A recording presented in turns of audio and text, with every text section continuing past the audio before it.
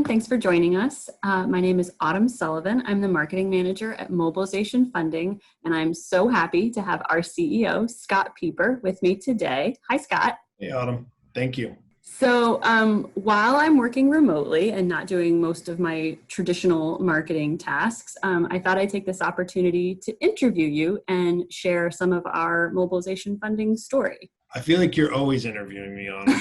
It is kind of one big interview.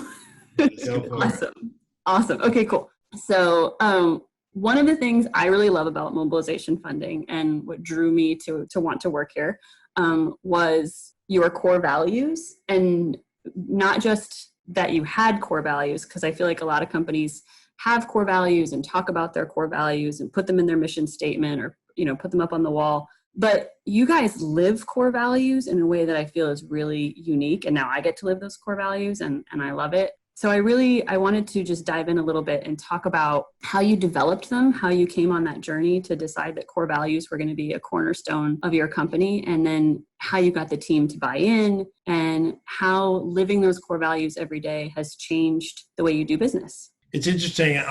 It's a funny topic you bring up. If you go back 10, 15 years in my past, I think about businesses that I was a part of or companies I worked for. I always wanted to have core values, and I was like, I want strong core values, or I believe in the strong core values. But the problem was that it didn't feel fake, but they never felt as genuine as they could. Mm-hmm. And I think part of the reason for that, as I reflect back on it now, is we'd always have these meetings, and in that meeting, they'd bring in some leader who's a consultant group, and they would ask all the people in the room what their greatest value is or what they believe the company stood for, and you create a mission statement together, and you have to all buy into it. Well, the inherent problem with that, and I remember sitting in that room more than a half a dozen times with highly paid folks and a consultant was paid a fortune to come in and design this, whether it was in a med device company or even another business. And we're all sitting there whispering to each other, like, I don't believe in that person, and I don't believe in that one. And it just never felt real. And so I remember thinking that myself in those meetings. Fast forward to Mobilization Funding, part of this journey we call it MF here, has been a journey in myself too. And in the last 4 or 5 years, working with different partners, when this was just a hobby versus it turning into a business, when we didn't have any core values and we were just trying to make loans, it wasn't until I really started to follow and be coached myself, particularly with 2 different gentlemen, a guy named Andy Frisilla. I listened to some of his podcasts and things he talked about. Another gentleman named Ed Milet. I was attracted to their information in different ways, but in particular, the core values, as I heard them from Andy Frisilla and I saw the result of that, it was almost as if my own thoughts that were in my head were all of a sudden put onto a piece of paper that I could really follow through. Our core values of create the best customer experience, commitment to excellence, be humble, leadership through action, and doing the right thing. Those are things that my parents taught me. Of course, they didn't say go create the best customer experience, Scott, but what they did say is be great. What you're doing is, if it's an experience, do it awesome. Don't do it half-assed, quite frankly, is what my dad would say. And the rest of those are just things you should do as a person. You should incorporate anything in life. So I think what I realized was in your world of core values and what your purpose is, it should align with who you are as an individual and what you stand for. And if you have a business that's tied to those things, you can then attract the people that you want to work with. Rewind back to those meetings I was telling you about earlier, where we'd have this consultant come in and we go through this 2-3 day strategic planning exercise that really was all fake. What I realized is the leader of the business needs to have values. They need to have things they stand for. They need to be vocal about them, confident in them, and then they need to lay them out. And then everybody else that's part of the organization gets to choose whether they want to be part of that or whether they don't. And that's okay, because it's not for everybody. But if you're really going to have a good company with real core values, you need to have someone that's the leader step into that role, choose what it is, take responsibility for the business, the ownership of it, everyone else's dreams and thoughts and desires. And they need to be formulated into a plan. And that plan starts with your core values. And if those core values don't meet, 1, they're not going to be happy at your business. And 2, you're not going to be happy with them at your business. And so that's okay. It doesn't mean they're bad or you're good or you're better or they're worse. It just means that you're not a good fit for each other. And so that was really the genesis of it. These same core values, most of them, we look at them a little different, but most of them are incorporated into a group also called the Arte Syndicate. But like I said, when I heard them listed before the Arte Syndicate from Andy Frisilla, it was as if all those thoughts and ideas in my head were all of a sudden put into a formulated sentence or piece of paper. It's one of the things I really love about the core values.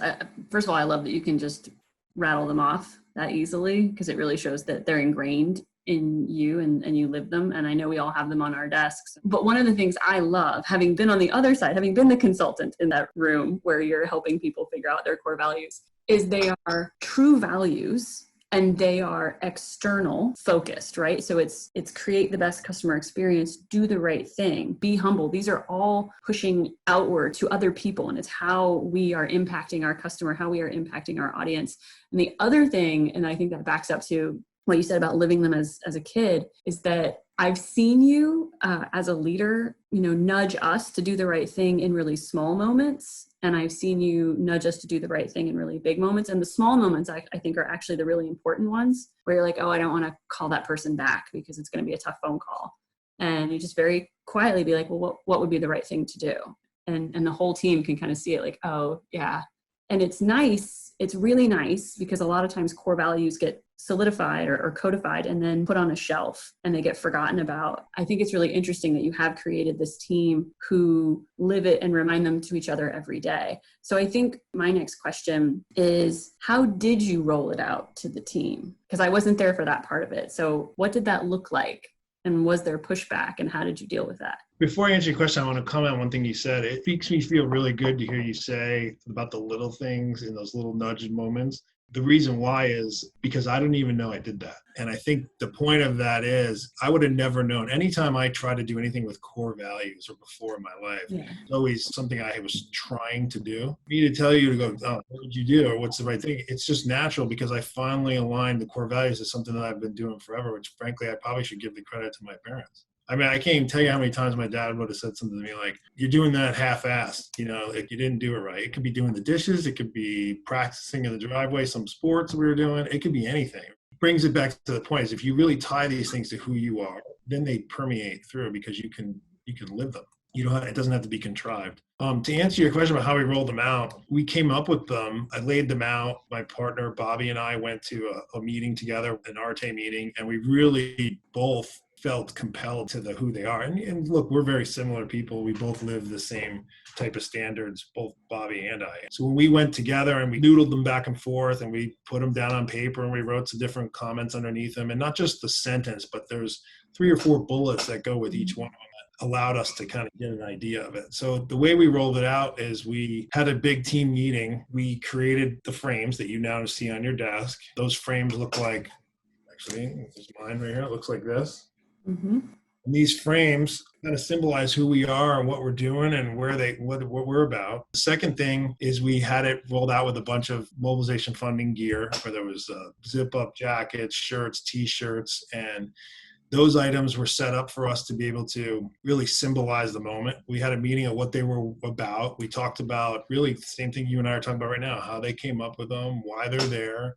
We let everyone make a decision of, they wanted to know 2 things. This is our core values, and then this is what we're going to do. Mm-hmm. And you guys now get to choose. Something you want to do, great. If it's something you don't, that's okay too. It's no fault, but this is what we're going to do, and how we're going to run our business, and how we're going to engage with our customers.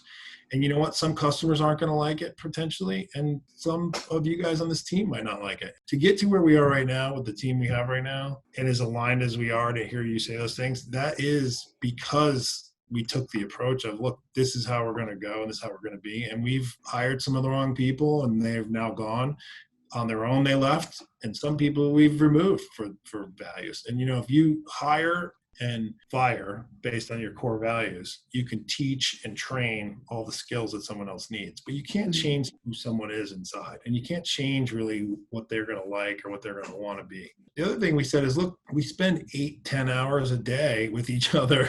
You spend more time with people at work than you do sometimes with your own family.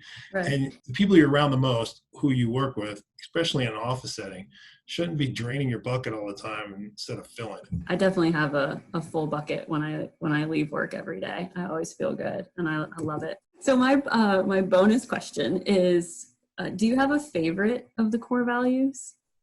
The most important one to me is do the right thing. It definitely is, because they all move off of that. But, doing the right thing is just a good human being. I mean, if you just don't do the right thing in real life or with your spouse or with your kids or with who you are, then you're just not going to be successful, period. I mean, you can fake it for a little while, but it's not going to work. People are just, in general, too smart. They get it.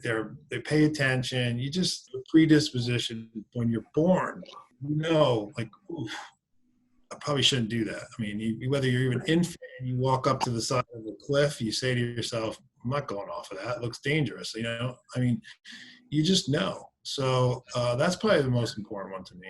Definitely my favorite. That's awesome. I think my favorite is be humble, because I think that for me, I think that the be humble one is a great reminder that we have this amazing opportunity to do this awesome job in service to someone else. And so we can be proud of the work that we do, but we can also be humble. I can't remember, Charlie Rocket had that great quote about, living a life of servitude and being blissful about that. And I think that's my favorite. That's my favorite reminder. That's the one that I look at the most on my desk. Do the right thing you should be humble. I mean, right. No one goes around and says, be cocky, right? Or be arrogant. Someone probably does. or create the best customer experience. Well, you shouldn't go create the worst customer experience. You shouldn't lead through action. No, you should just lead through all your words. I mean, everybody knows, people know what's right and wrong. And I think with the humbleness part of it, you made the right connection with using the word grateful is key. If you're not grateful, it's hard to be humble. And if you're not happy and you're not grateful, it's gonna hurt. You're not going to be the most fulfilled person you can be. I say that now at 44 years old. I didn't know that my whole life. That's for sure. That's why we make these videos, right? So that someone can learn at a faster rate than we did. Right. I usually try to learn things the hardest possible way, which is not necessarily something I advocate for. Yeah, me too. I was definitely a hard knocks kind of lesson learner growing up. My last question for you is, how has running a company that is led by our core values in big decisions and small decisions, how has that changed the way we operate? Yeah, I'll tell you the first thing it's made working and operating and running the business a lot easier, because the decision is clear. You don't have to try to nuance something or make it work or sound better. It is what it is. You look at the core values, you got a scenario in front of you. These decisions always clear. It's just hard to make. Mm-hmm. If you make those decisions based off your core values, you then make the decision that's easier. It's about the execution of it, the style of it, and how do you go about doing it. And you think, even if you got to roll out something bad, if you look at just our core values and what they are, you want to make the right decision, right? Do the right thing. Right. Okay. What's the right thing after that? Be clear, communicate it, tell the truth. Great. So now you lay that all out. Then you can elicit people's feedback. You can see what's going on. And then you make a decision and you lead through actions. You make the decision, you do the right thing, you create the action steps, and then you do it yourself. You got to do it yourself. You can't just tell everybody what to do. So it just follows along. So in many ways, it's actually made the business decisions easier. It doesn't make business easier, but it makes the business decisions easier. I think because you have a good team that are aligned to the core values, every decision is easier because you have people that are moving in the right direction all together with like minds and the same purpose. Our sole purpose is to just help people. Who's that? Well, it's anyone we may come in contact with. It may be ourselves. It's going to be our customers for sure. It's going to become any strategic partners that we have, that we work with, we operate with. It's going to be certain experts that we work with around the business, whether they refer business back and forth to each other or they're just well aligned and we're going to help our customers in the same ways. Those are the things that really help make our business tick and our company work together and gel together. And then internally, I think that we do some cool things that align with our core values. And I'm thinking about the one more email. I'll let you explain what the one more emails are. But I think they're a great example of do the right thing, because it's actually stating a thing that you did, right? And it's a great reminder for each of us to do something, to do the right thing for someone extra. It's one of my favorite things. Every week, I look forward to what I'm going to do on Friday. So I'll let you explain what the one more email is. The first point of the one more email was to talk to your colleagues. We essentially every Friday before we leave the day. Sometimes it goes over the weekend. Everyone does two things. You send one email out to everybody in the whole company that says, what's the one thing you did this week that was for the betterment of other people? Someone on our team, could be someone out in the world. I don't care if it's somebody you helped in the grocery store, your family member, or whatever. But one good thing you did for someone else this week that helped them, that you feel good about, that you should be recognized for. And yes, you're recognizing yourself to a group that didn't see it. But you know what? It's okay. And that's what it's about. And it makes you feel good, and you should do it. And then the second email goes to myself and our operations manager. And it's just, what did you witness someone on our team who you want to recognize this week do for somebody else, usually our own customer or someone else in our business they might have helped, fellow team member, or could be somebody else that's aligned to us. And those two emails really bind our core values together on a routine weekly basis. And then what we do is every Tuesday in our meeting, everybody votes, one vote. We list out all the nominations so everyone can see, and then each person gets a vote off of who they would like to kind of recognize for that week. And then they get to spin what we call our MF Wheel of Fortune, which has MF gear, PTO day, Starbucks card, Visa card, all kinds of cool stuff like that. And you spin this wheel, which you can get on Amazon, and it's fun. And it gives everybody a chance to be recognized and understand it. And it locks our core values in on a repetitive basis week after week. Yeah, I have to say it's the best way to end a work week is reading all the wonderful things that your colleagues did for other people, especially like right now when you can sometimes feel so isolated and so helpless to help others. And then you see these emails coming in of the nice things that your teammates are doing. And it reminds you that, oh, there are other things I can do, right? There's more that I can do. I feel like that email is such a great way to start your weekend, really with like a service mindset. I think it's one of my favorite things about working at Mobilization Funding, and it's just so unique. So I wanted to bring it to the attention of our audience. I'm glad. I like it too. It actually does. I like all this stuff is great for our team, but it's great for me selfishly too. Remind me to be the right thing, be the right person, be the person I want to be, whether it's my family, my kids, someone I come across in the world. I mean, there's more times than not, I may go even to the grocery store I'm walking into, and I'm going to go open the door and I'm going to march right in. But I'm now much more aware of people around me. Is there someone behind me? I open the door, I'll hold it. And I think about that all the time, because it is every 7 days you get 10, 12 reminders in your email box, and you're paying attention. Super awesome. Thank you, Scott. I know you've probably got a million other things to do, so I will let you go. But thank you for taking this time with me, and hopefully we get to do it again before the quarantine is over and I get to come back to the office. Thanks, Autumn. I appreciate it, and I love what you do. You're a great member of our team, and I really, really, really appreciate it. Thank you. Aw, thank you. Bye, Scott.